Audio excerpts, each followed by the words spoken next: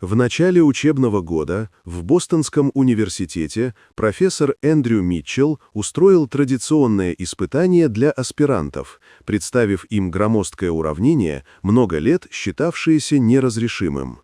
Среди слушателей находилась 24-летняя Ханна Уэллс, единственная женщина в небольшом наборе математической программы.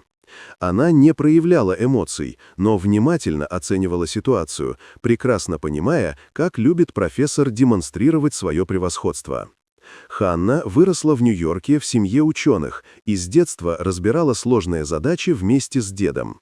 К моменту поступления она уже имела серьезные публикации под псевдонимом, но никто на факультете этого не знал. Ее спокойное замечание о методологии исследования вызвало недовольство профессора, и с этого момента отношение к ней стало настороженным.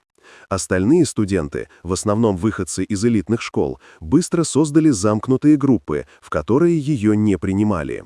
Со временем Ханна заметила, что Митчелл публично принижает ее идеи и постоянно подчеркивает ее неподходящий стиль мышления.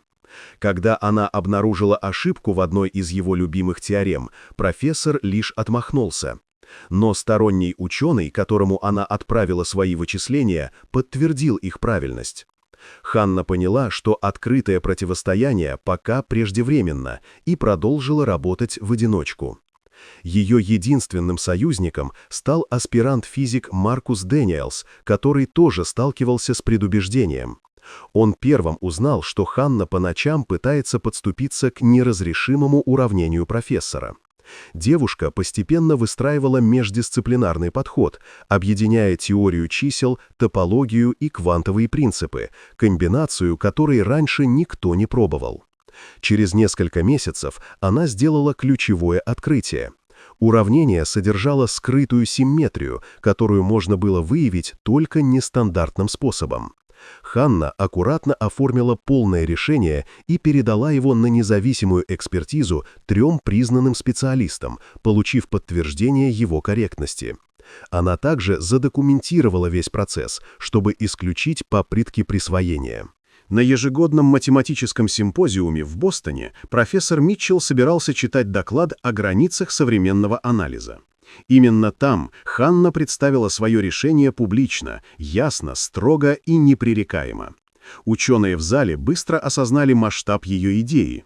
Она не просто решила задачу, а привложила новый взгляд на большие математические структуры.